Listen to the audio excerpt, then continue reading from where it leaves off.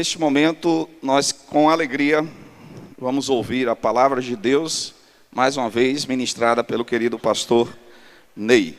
Vou pedir neste momento para que nosso querido pastor Riedson ore pelo pastor Ney, colocando sua vida mais uma vez diante do Senhor, para que seja instrumentalizado pelo Espírito Santo.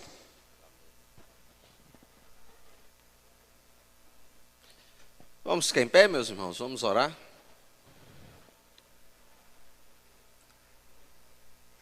Senhor nosso Deus, Pai santo e eterno, o Senhor é bom e a tua bondade dura para todos sempre. Nós reconhecemos a tua graça, a tua misericórdia sobre as nossas vidas. Obrigado por tudo que nós temos ouvido até aqui.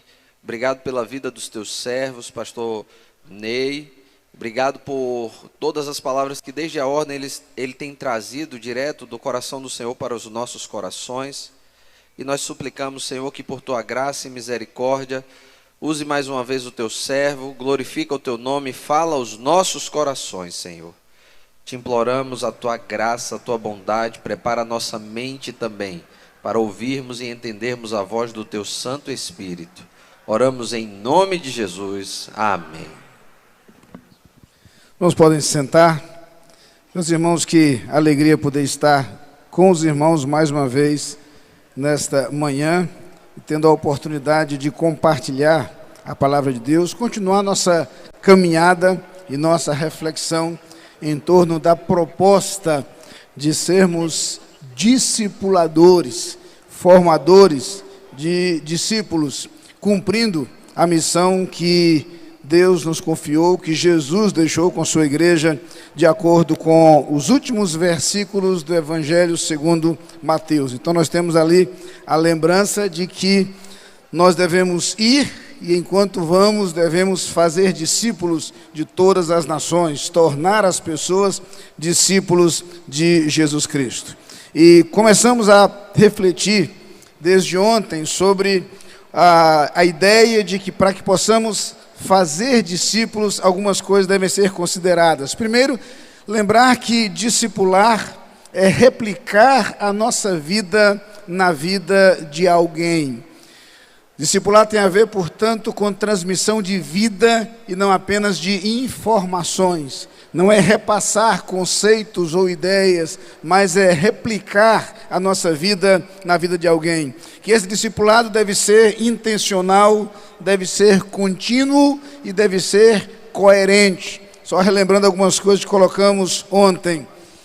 Mas o que nós dissemos é que para que possamos efetivamente fazer discípulos que se assemelhem ao Mestre, nós teremos que também caminhar nesse processo de identificação com o Mestre, para que as pessoas vejam em nós aquilo que mereça ser copiado, aprendam de nós aquilo que deva ser aprendido, recebam e repliquem aquilo que é digno, a partir de uma postura, de uma proposta de vida nossa, que nos torne aptos a ser discipuladores, lembrando a expressão do apóstolo Paulo, sede meus imitadores, como eu sou de Cristo. E nessa direção comentamos com os irmãos que o apóstolo Paulo recomenda a Timóteo que ele tenha cuidado de si mesmo e da doutrina. E propusemos então que caminhássemos essas 3 manhãs, lembrando que fazer discípulos, primeiro, nasce do nosso contato com a palavra. Refletimos sobre isso ontem pela manhã. Hoje gostaria de falar sobre o fato de que fazer discípulos é algo que cresce em nosso relacionamento com Cristo. Para que então possamos amanhã mencionar o fato de que fazer discípulos é algo que se manifesta no modo como vivemos. Pensando então no fato de que fazer discípulos é algo que cresce a partir de nosso relacionamento com Cristo, eu queria me utilizar de 2 expressões usadas pelo pastor Roosevelt na mensagem de ontem à noite. Uma delas, quando ele mencionou que é preciso estar com Jesus antes de representar Jesus. Nós, pastores, sabemos bem o que é isso. Quanta diferença faz antes de levar a mensagem para a nossa igreja, para a nossa comunidade, ser ministrados em nosso coração e em nossa própria vida. Para que possamos representar Jesus, é necessário, portanto, preliminarmente ter estado com Jesus. Uma outra expressão usada por ele ontem, que gostaria de mencionar, foi quando ele disse que muitos estão na igreja, mas não conhecem a Jesus. Portanto, estamos pensando não no estar na igreja, ou não num compromisso formal ou religioso, mas estamos pensando especificamente em relacionamento com Cristo. Nunca é demais lembrar que evangelho é relacionamento. A proposta do evangelho, diferente de qualquer outra proposta religiosa jamais existente ao longo da história da humanidade, não é a aceitação de conceitos, não é o abraçar ideias, não é reconhecer ou admitir doutrinas ou credos. O evangelho verdadeiro é relacionamento, e relacionamento com Cristo. Na Bíblia isso é reiteradamente apresentado, desde o Antigo Testamento. Nós somos apresentados a um Deus que se relaciona, um Deus que vem ao nosso encontro, um Deus que estabelece conexão.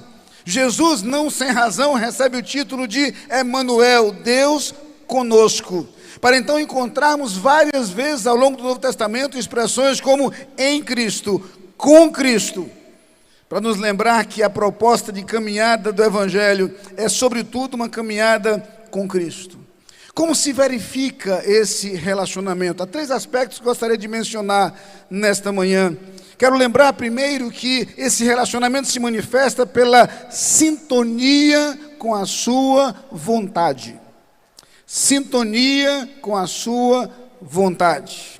Jesus, no capítulo 15 do Evangelho segundo João, usando a imagem da videira e dos ramos, afirma no versículo 14: vós sereis meus amigos, se fizerdes o que eu vos mando. Nosso relacionamento com Cristo, nossa amizade com Cristo, nossa caminhada com Cristo, isso se manifestará a partir de nossa disposição para seguir a vontade de Cristo em nossa caminhada. Estava me lembrando de uma composição justamente do irmão Asaf Borba, entoada no dia da minha consagração ao ministério, há 36 anos passados. E ali eu me lembro que um primo meu, hoje pastor, cantava aquele hino que diz: quanta coisa tenho feito para o meu próprio prazer, tenho andado à procura do meu próprio bem viver, enquanto existe tanta gente ansiosa por aí, não te conhecendo assim como eu conheço a ti. O chamado que um dia tu fizeste a mim, e ao qual sem hesitar eu disse sim, ressoou em meus ouvidos como da primeira vez, e a ti, Jesus, eu novamente digo sim. Eis-me aqui, eu livre estou ao teu dispor, para onde tu quiseres me enviar. Me coloco submisso a ti, Senhor, para o teu querer em mim realizar. Os anos se passaram, e nessa caminhada ministerial, muitas vezes estas palavras ecoaram em meus ouvidos e em meu coração. O ministério que abraçamos, ele será sobretudo e acima de todas as coisas, uma postura de submissão, de sujeição à vontade de Cristo. E às vezes nós pastores vemos alguns dilemas entre os nossos próprios desejos, nossas próprias preferências ou planos que insistimos em construir, e o projeto que Deus estabelece para nós, algumas vezes totalmente diferente do nosso próprio projeto. Capítulo 55 do livro do profeta Isaías, Deus nos diz: porque os meus pensamentos não são os vossos pensamentos, nem os meus caminhos os vossos caminhos, diz o Senhor, mas assim como os céus são mais altos do que a terra, assim são os meus caminhos mais altos que os vossos caminhos, e os meus pensamentos mais altos que os vossos pensamentos. Haverá momentos, sim, nos quais os projetos e planos de Deus para a nossa vida serão distintos do nosso, mas sempre, sempre, infinitamente superiores aos nossos próprios projetos. Há cerca de 6 ou 7 ou 8 anos, quando lutava para uma das decisões que precisei tomar na minha vida ministerial, e talvez uma das mais difíceis, a decisão de deixar o ministério ali no Recife, para partir para o projeto Conjunto de Missões Mundiais nos Estados Unidos. E Deus conhece o meu coração. E eu me lembro de uma vez em que reuni a família e disse: todas as perguntas que eu fiz a Deus, Deus já respondeu. Eu não tenho mais nenhuma dúvida em relação ao que Deus tem para mim. O que eu tenho é resistência. E Deus conhece o meu coração. Deus sabe como está sendo difícil. Deus sabe como eu choro todo dia. Como está sendo difícil me desprender das coisas às quais eu estou apegado. Como está sendo difícil abraçar este outro projeto. Mas não existe dúvida. Eu me lembro nas minhas caminhadas de oração, silenciosamente cantando comigo mesmo: nem sempre será para o lugar que eu quiser que o mestre me tem de mandar. No entanto, no estribilho, eu quero fazer o que queres, Senhor. Quando nós pensamos em caminhar com Cristo, a caminhada com Cristo inevitavelmente implicará em submissão, sujeição à sua vontade.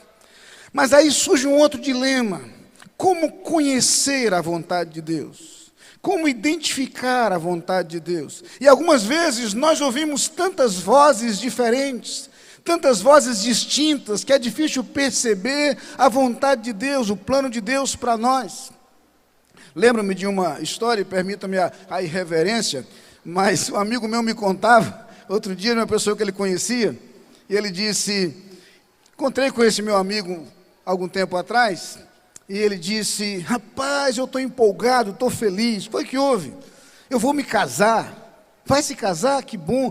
Rapaz, Deus mandou a mulher para fazer a minha vida, para tornar a minha vida feliz. Eu estou feliz da vida. Deus me disse que ela é a mulher. Disse a ela também, falou ao coração dela: estamos convencidos. Que bom, vocês têm caminhado por quantos anos juntos? Não, eu conheci há 2 meses. 2 meses? Mas Deus me falou que é aquela mulher, eu não tenho nenhuma dúvida. Falou para o coração dela, a gente já vai casar, estamos marcando o casamento, já estamos felizes da vida e tal. E ele disse, um ano depois eu encontrei com esse camarada de novo, e disse: e aí, rapaz, como é que está a vida? Ele disse: o quê? O seu casamento, casou? Casei, já separei, inclusive. Separou? Rapaz, aquela mulher, desculpa a expressão, foi uma desgraça na minha vida, que só trouxe miséria, só trouxe tristeza. Foi o maior erro que eu cometi na minha vida. Que negócio. Eu disse: mas rapaz, você não disse que Deus lhe falou que era aquela mulher que você devia se casar? Ele disse: camarada, pense num bicho para imitar Deus, é o diabo. Rapaz, ele imita Deus direitinho. Eu tinha certeza que era Deus que estava falando. Eu matava e morria com a convicção que o diabo me enganou. Mas o bicho disfarçou direitinho, eu tinha certeza que era Deus. A verdade é que nós estamos sujeitos a muitas vozes, a diferentes vozes, e observe, nem sempre será a voz de Deus. Talvez a voz da sua própria vontade, talvez a voz dos seus próprios desejos, talvez a voz de outras influências. Que conselho cuidadoso e bonito aquele conselho de Pedro para Jesus: não vá para Jerusalém, você vai morrer lá. Aparentemente um conselho bem razoável, centrado, colocado por alguém que se preocupava com Jesus. Jesus identifica por trás daquele conselho o próprio diabo, e de forma até assustadora diz: para trás de mim, Satanás. Como identificar se é Deus que está falando mesmo? Eu queria lembrar a você, provavelmente você já sabe disso, que só existe uma forma de entendermos com clareza a vontade de Deus. E eu entendo isso melhor quando eu me lembro do tempo de antigamente. O pessoal jovem não vai entender isso, mas antigamente a gente tinha um botão no rádio que se chamava sintonia. E a gente ficava rodando o botãozinho de sintonia até o sinal ficar bom, certo? E aí, enquanto o sinal não estava bom, você ouvia muito ruído. Não era isso? Você não conseguia ouvir com clareza o que estava querendo ouvir. Não apenas isso, começava a entrar interferência de outras emissoras. E você ouvia outras vozes, você ouvia outros sons. Quando você chegava num grau de sintonia, você ouvia com clareza aquela voz falando aos seus ouvidos. Não existe outra forma de ouvir e entender a voz de Deus. Precisamos estar sintonizados com Ele. Somente quando estamos em sintonia com Deus, as outras vozes não mais atrapalham, os ruídos não mais interrompem a comunicação. Conseguimos entender com clareza que é Deus que está falando ao nosso coração, e é incrível como a paz de Deus enche a nossa alma quando essa voz é ouvida e entendida. Por isso a expressão: a paz de Deus seja o árbitro em vosso coração. É o identificador de que nós estamos realmente entendendo e vivendo a vontade de Deus, o projeto de Deus, o plano de Deus para a nossa vida. É quando nós conseguimos captar aquilo que Deus realmente está falando ao nosso coração. Só então eu entendi por que Jesus faz aquela proposta tão arrojada no capítulo 15 do Evangelho segundo João. Ele diz: se vós estiverdes em mim e as minhas palavras estiverem em vós, pedireis o que quiserdes e vos será feito. Você já pensou na força dessa expressão? Jesus, Filho de Deus, Deus Todo-Poderoso, Criador dos céus e da terra, está dizendo que você pode pedir o que você quiser que será feito. Nas fábulas dos reis, a gente tinha os reis prometendo até metade do reino, como Herodes fez lá com a filha de Salomé, até metade do reino. Mas imagine, é Jesus Cristo dizendo que eu posso pedir o que Ele quiser. O que eu quiser, desculpe, o que eu quiser e será feito. O segredo está justamente no modo como ele explica: se vós estiverdes em mim e as minhas palavras estiverem em vós, nós estaremos em sintonia. Você pode pedir o que você quiser, por um motivo muito simples: você vai querer o que eu quero. Nós vamos querer a mesma coisa, nós vamos sonhar as mesmas coisas, nós vamos desejar as mesmas coisas. Então ele garante: pode pedir, porque nós vamos estar caminhando na mesma direção, com o mesmo foco, com o mesmo olhar. E o nosso relacionamento com Cristo se verificará então a partir de nossa sintonia com a sua vontade. Mas não apenas a sintonia com a sua vontade, isso se manifesta também na nossa semelhança com o seu caráter. Nossa semelhança com o seu caráter. Veja que interessante a expressão do apóstolo Paulo, quando no capítulo 2 da segunda carta aos Coríntios, no versículo 13, ele nos remete lá ao deserto e faz o seguinte comentário: e não somos como Moisés, que punha um véu sobre a sua face, para que os filhos de Israel não olhassem firmemente para o fim daquilo que era transitório. Você conhece a história? Moisés desceu do monte, e toda vez que Moisés estava na presença de Deus, quando Moisés saía da presença de Deus, o seu rosto brilhava. E quando nós lemos o texto lá, o primeiro entendimento que nós temos é que Moisés cobria o seu rosto para que as pessoas não vissem que estava brilhando. Paulo acrescenta um detalhe na interpretação.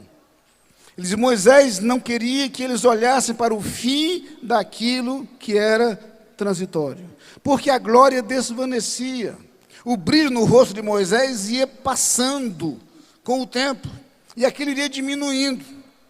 E aí Paulo faz uma reinterpretação desse episódio, comparando com o nosso relacionamento com Cristo, e diz no versículo 18: mas todos nós, com o rosto descoberto, refletindo como um espelho a glória do Senhor, somos transformados de glória em glória na mesma imagem, como pelo Espírito do Senhor. Sabe que nós não somos como Moisés? Porque se em Moisés o brilho do rosto desvanecia, em nós o brilho do rosto tem que aumentar. Se em Moisés a glória como que desaparecia, em nós a glória tem que ser maior a cada dia. Se em Moisés o relacionamento com Deus pontual parecia estar se indo e se esvaindo, em nós esse relacionamento tem que ser mais intenso, mais próximo, mais íntimo, mais profundo, de tal maneira que o nosso brilho vai crescer, e ao invés de encobrir o rosto, agora com o rosto descoberto, nós refletimos a glória do Senhor.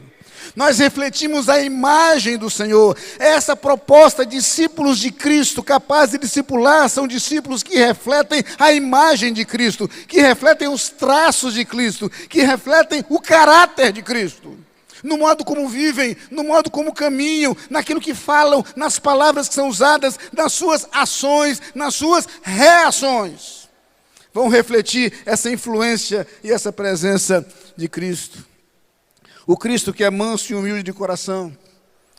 O Cristo que é capaz de perdoar aqueles que o machucam. O Cristo que é capaz de lidar com a tentação. O Cristo que é capaz de viver para servir. Esse Cristo é o Cristo que deve ser visto em nós. Esse Cristo deve ser refletido em nossas ações. Por isso, o apóstolo Paulo usa a experiência de Cristo No capítulo 2 da carta aos Filipenses, ele diz: tende em vós o mesmo sentimento que houve também em Cristo Jesus, o qual, subsistindo em forma de Deus, não teve por usurpação o ser igual a Deus, mas a si mesmo se esvaziou, assumindo a forma de servo, fazendo-se semelhante aos homens. E achado em figura humana, a si mesmo se humilhou, sendo obediente até a morte, e morte de cruz. Pelo que também Deus o exaltou soberanamente. E lhe deu o nome que é sobre todo nome, para que ao nome de Jesus se dobre todo o joelho dos que estão nos céus, na terra e debaixo da terra, e toda língua confesse que Jesus Cristo é Senhor, para a glória de Deus Pai. Esse Jesus é o nosso modelo. Essa trajetória de Jesus é a nossa referência. O caminho trilhado por Ele é o caminho a ser trilhado por nós. Eu sei, o caminho trilhado por Ele inclui a humilhação, inclui a renúncia, inclui o sofrimento, inclui o pagamento de um preço, inclui a cruz. E não é sem razão que Ele diz que aquele que o segue deve estar pronto a tomar a sua cruz para segui-lo. É seguir o seu caminho, que muitas vezes implicará no pagamento de preços altos, como parte do processo. E é por isso que se com Ele morremos, com Ele reinaremos. Se com Ele sofremos, com Ele seremos exaltados. Nossa relação com Cristo se reflete no modo como o seu caráter pode ser visto em nós. E é por isso que, desde a minha infância, aprendi a cantar, embora ainda esteja longe de alcançar esse sonho, que a beleza de Cristo se veja em mim, toda a sua admirável pureza e amor. Nós precisamos cristãos que reflitam a imagem de Cristo, cristãos que reflitam o brilho de Cristo, cristãos que reflitam o caráter de Cristo.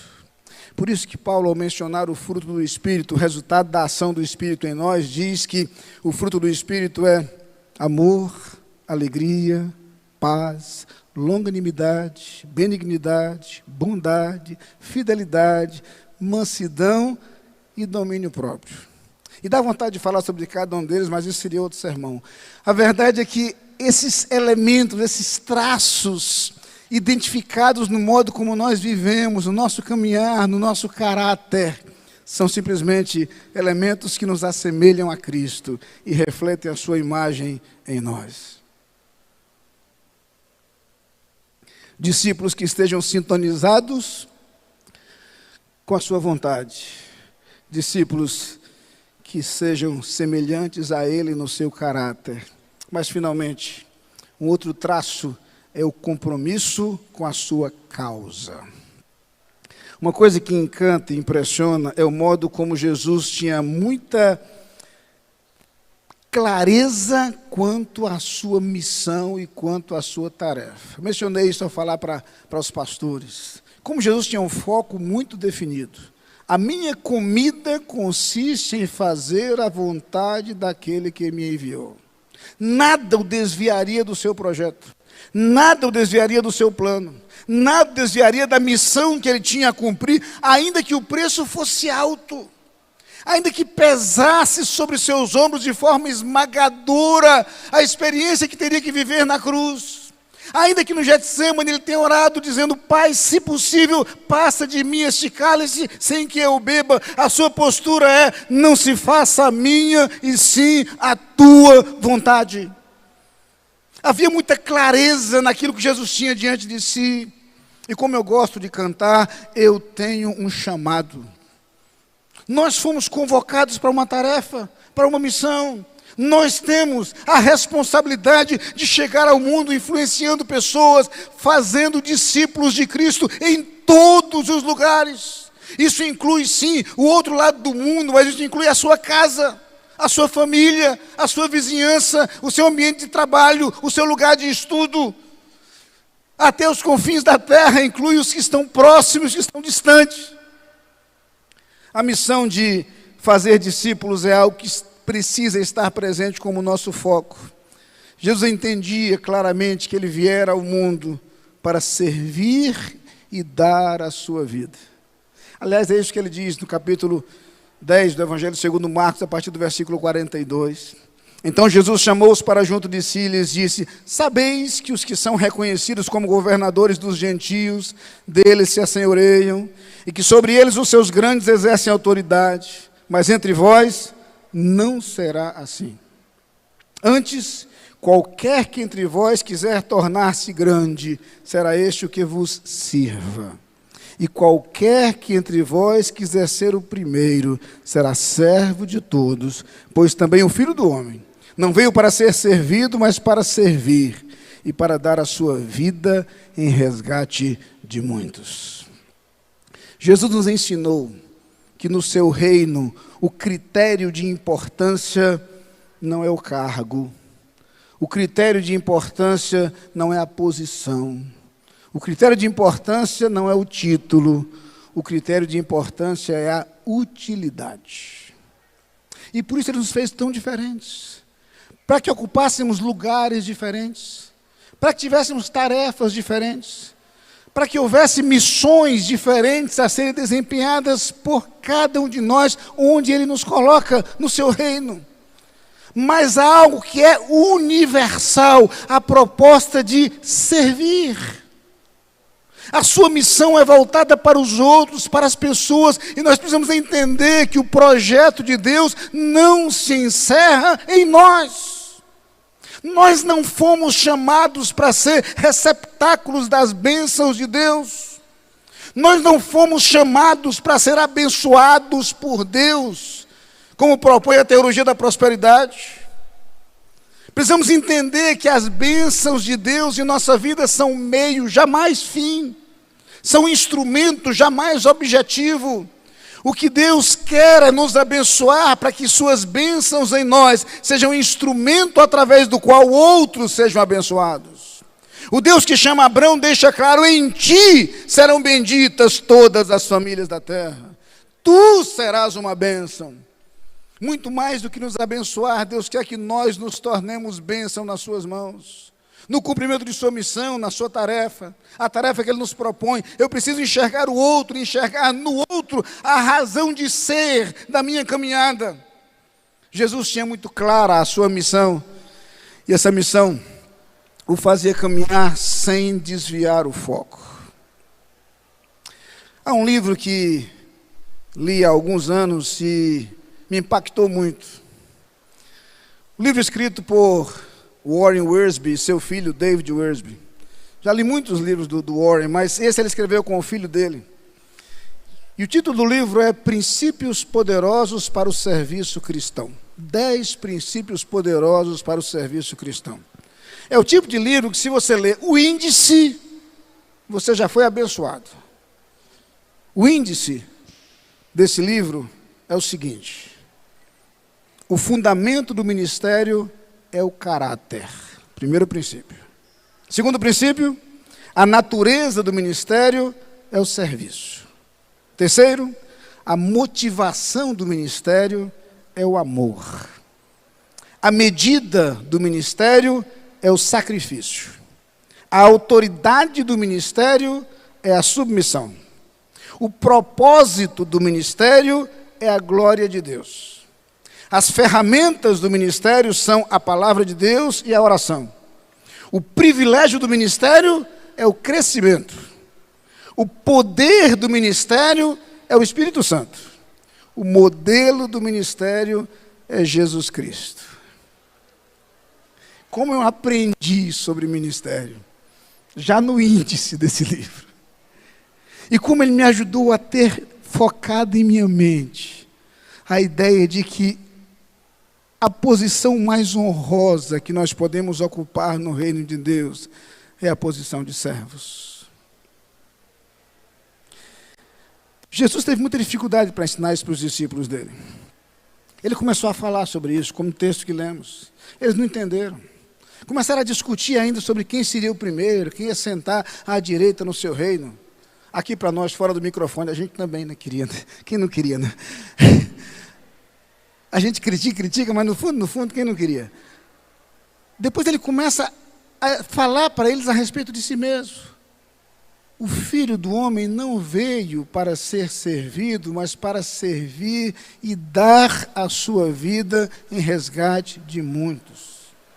E como se ele dissesse, vocês não entenderam ainda, peraí. Jesus, antes de ser preso, estava com eles, cingiu-se de uma toalha e começou a lavar os pés dos seus discípulos. Não é possível que agora vocês não vão entender que a maior glória da vida cristã é a glória de servir. Que a maior alegria da vida cristã é a alegria de ser útil. Não é a alegria de ser reconhecido, é a alegria de ser útil. Não é a alegria de ser aplaudido, é a alegria de ser útil. E a gente descobre que a alegria vem enquanto a gente serve. É a proposta do salmista servir ao Senhor com alegria. E nós cantamos: no serviço do meu rei, eu sou feliz, satisfeito, abençoado. É essa postura de alguém que percebe que a nossa semelhança com Cristo se torna muito mais intensa quando nós somos servos e quando nós nos assemelhamos a Ele no cumprimento da missão. Eu sei que não é tarefa fácil. Amar a humanidade parece um conceito muito bonito. Amar o vizinho, nem sempre. Amar certas pessoas é difícil. Assumir a postura de servo em certos relacionamentos é complicado, é desafiador. E a Bíblia nunca negou isso. Não sei aqui no Brasil, mas lá tem tanta gente complicada. Tem um povinho difícil de ser amado. Tem uma irmã de uma igreja que eu pastorei, que ela costumava dizer: pastor, acho que Jesus salva, mas não dá educação, não.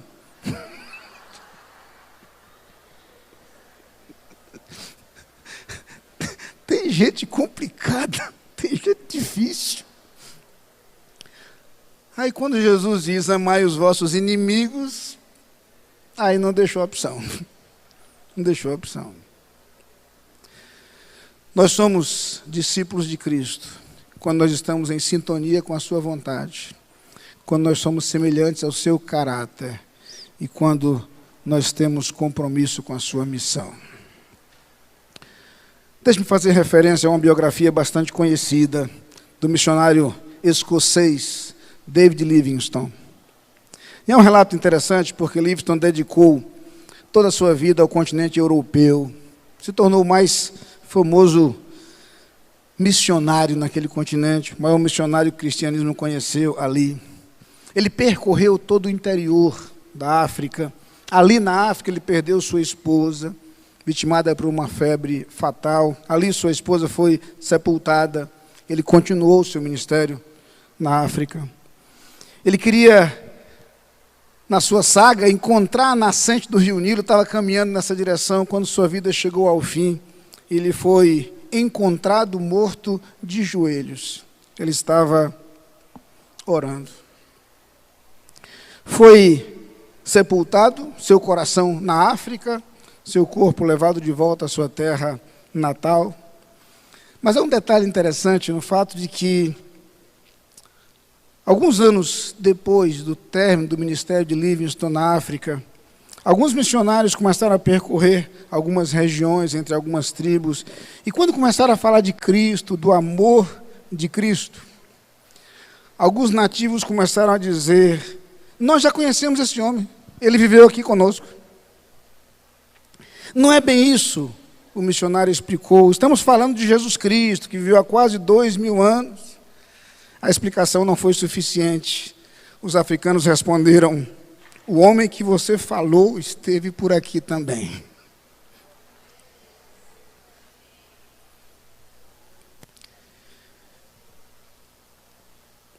Como seria bom se nós pudéssemos ouvir mais depoimentos como esse.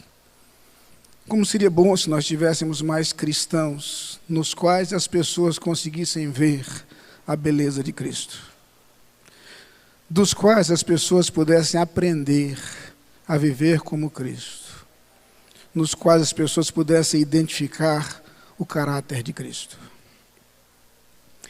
Se nós caminhamos com Ele, em sintonia com a sua vontade, se nós caminhamos com Ele,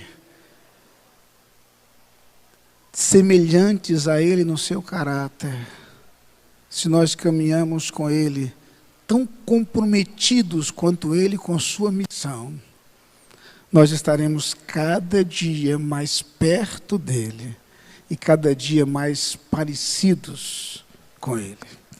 Paulo tem clareza de que essa missão não está terminada ainda, não está cumprida, mas ele afirma exatamente isso na carta aos Efésios, capítulo 4, versículo 13.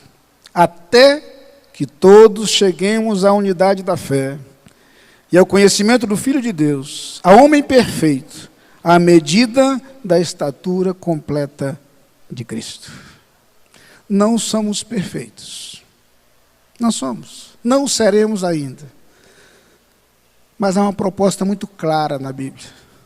Nós podemos ser cada dia melhores. Nós podemos ser cada dia mais parecidos com Ele. E com o rosto descoberto, ser transformados de glória em glória, na semelhança da imagem de Cristo. Nós vamos orar agora. Curve sua cabeça. E se você deseja, nesse momento, assumir o compromisso de ser mais parecido com Cristo, como parte de sua tarefa e sua missão de se replicar na vida de outras pessoas, como Cristo fez. Vou pedir a você para ficar de pé. Você está dizendo com esse gesto, eu quero me comprometer a caminhar com Cristo em mais sintonia com a sua vontade, em mais semelhança ao seu caráter, em um compromisso maior com a missão que Ele me confiou. E nós vamos orar. Pai querido, muito obrigado, Senhor, porque por imperfeitos que sejamos, Tu não desistes de nós. Ainda que cometamos erros e falhas, Tu continuas conosco. Obrigado, Pai, por Tua insistência. Obrigado porque Tu sempre nos concedes a oportunidade de ser melhores. E apesar de nossas falhas e erros, nós queremos dizer que no nosso coração nós temos o desejo de acertar. Nós queremos, Pai, repartir a nossa vida na vida de outras pessoas, mas queremos fazê-lo de forma muito mais intensa, a partir de uma experiência nossa contigo. Ó Pai, ajuda-nos a entender a Tua vontade com mais clareza. Não permite, Pai, que outras vozes nos confundam. Ajuda-nos, Pai, a nos assemelhar a Cristo no seu caráter e a resistir às tentações, pressões que todos os dias estão ao nosso lado. Nós queremos ter como foco o cumprimento da missão que tens para nós. Ajuda-nos, Pai, a lembrar sempre que o foco não somos nós, mas que somos apenas instrumentos, somos apenas meio. Ó Pai, que entendamos que as Tuas bênçãos tão generosas em nossa vida são meio, que acima de todas as coisas nós sejamos bênção nas Tuas mãos. Aperfeiçoa-nos, Pai, aperfeiçoa-nos, trabalhe em nós, muda aquilo que tem que ser mudado, Pai, tira aquilo que tem que ser tirado, corrige o que tem que ser corrigido. Nós Te damos liberdade, Pai, para agir em nossas vidas nesse instante, arrancando de nós aquilo que não Te agrada e enchendo-nos com a Tua vontade. Faz-nos mais parecidos com Cristo. Faz-nos filhos do nosso Pai Celestial, filhos que se pareçam com o Seu Pai. É a oração que fazemos no nome de Jesus. Amém.